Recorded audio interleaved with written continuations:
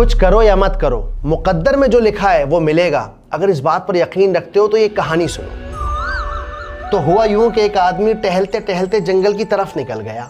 वहां उसने देखा कि बंदर मजे से बैठा पेड़ पर रोटी खा रहा था और नीचे जमीन पर कौवे उस रोटी के टुकड़े खा रहे थे।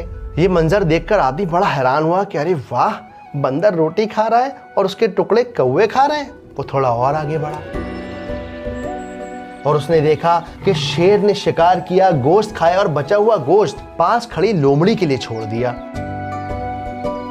अब आदमी ये मंजर देखकर हैरान हो गया और खुशी से बोला, वो बंदर को भी खिला रहा है और कौवे को भी, शेर को भी और लोमड़ी को भी, फिर मैं मेहनत क्यों करूं? वो मुझे भी खिलाएगा। और बस फिर क्या था, बाबूजी ने सारा काम धाम छोड़ा और घर बैठ गए, बिल्कुल ठलुआ। आप कुछ काम क्यों नहीं करते? जो मुकद्दर में होगा वो कहीं नहीं जाएगा। देखते देखते दिन बीतते चले गए, सेविंग्स खत्म होने लगी और इधर इस आदमी की मेहनत करने की आदत भी छूट गई। लोगों ने समझाया, बीवी ने शोर मचाया, बुजुर्गों ने चिल्लाया, लेकिन फिर भी इस आदमी की बात समझ ना आई। कहने दो लोगों को, सब पागल हैं, मेरा रब मेरा इंतजाम करेगा।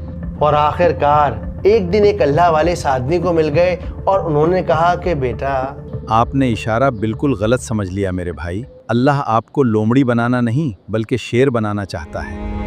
इन अल्लाह वालों की बात सुनकर उस आदमी की बात समझ में आ गई कि वाकई अल्लाह सुब्हानहू तआला ने उसे शेर की तरह बनाया है ताकि वो दूसरों को रिस्क पहुंचा सके, दूसरों के लिए जरिया बन सके।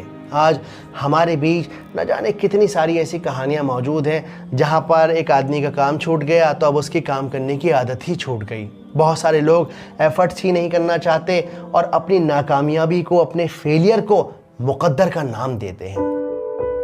याद रखिए कि जब आप मेहनत नहीं कर रहे ना, उस लम्हे कोई और है जो आपकी पोजीशन को हासिल करने के लिए जद्दोजहद कर रहा है, मेहनत कर रहा है। तो हर दिन मेहनत कीजिए, कुछ नया सीखिए, अपने इल्म में इजाफा कीजिए, क्योंकि आप शेर हैं, मोहताज लोमड़ी नहीं।